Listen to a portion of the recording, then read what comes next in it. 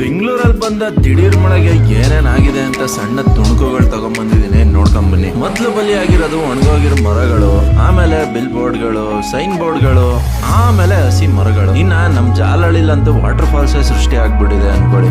Recent ಆಗಿ ವಿಷ್ಣುವರ್ಧನ್ ಅವರ Kotigobba movie release ಆಗಿತ್ತು. ಅದ್ರದ್ದು ಕಟ್ಔಟ್ ಬಿದ್ದು 5-6 ಲಕ್ಷ ಲಾಸ್ ಆಗೋದಲ್ಲದೆ 2 ಕೆಳಗಿದ್ದ ಆಟೋಗಳು ಜಖಮ್ ಆಗೋಗ್ಬಿಟ್ಟಿದ್ದಾವೆ. ಇನ್ನ ಮನೆ ಮೇಲೆ ವಾಟರ್ ಟ್ಯಾಂಕ್ ಗಟ್ಟಿಗೆ ಫಿಕ್ಸ್ ಮಾಡಿಲ್ಲದೆ ಇರೋರ್ದೆಲ್ಲ ವಾಟರ್ ಟ್ಯಾಂಕ್ ಗಳು ಸೀದಾ ಹಾರ್ಕೊಂಡು ಕೆಳಗ್ ಬಿದ್ದಿದಾವೆ.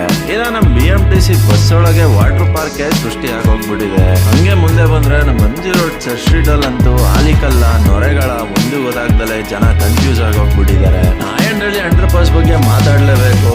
ಇಲ್ಲಿ ನೀರು ನಿಂತ್ಕೊಂಡಿಲ್ಲ, ಕೆರೆನೇ ಸೃಷ್ಟಿ ಆಗೋಗ್ಬಿಟ್ಟಿದೆ. ಜೊತೆಗೆ ಸಿಲ್ಕ್ ಬೋರ್ಡು ಅಷ್ಟೇನೆ, ಬರೋ ಡ್ರೈನೇಜ್ ವಾಟರ್ ಎಲ್ಲ ಆಚೆ ಕಡೆ ಬಂದ್ಬಿಟ್ಟಿದೆ. ರೋಡಲ್ಲಿ ನೆಟ್ಟಕ್ಕೆ ಕಟ್ಟಿಲ್ದೇ ಇರೋ ಡ್ರೈನೇಜಿಗೆ ಒಂದ್ ಇನೋವಾ ಕಾರ್ ಕೂಡ ಬಲಿ ಆಗೋಗ್ಬಿಟ್ಟಿದೆ.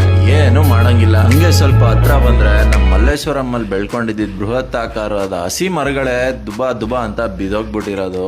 2 ಆಟೋನು ಫ್ಲಾಟ್ ಆಗೋಗ್ಬಿಟ್ಟಿರೋದು. ಈ ಮಳೆಯಿಂದ ಆಟೋದವ್ರಿಗಂತೂ ತುಂಬಾನೇ ಲಾಸ್ ಆಗಿದೆ ನನ್ನ ಕೇಳಿದ್ರೆ.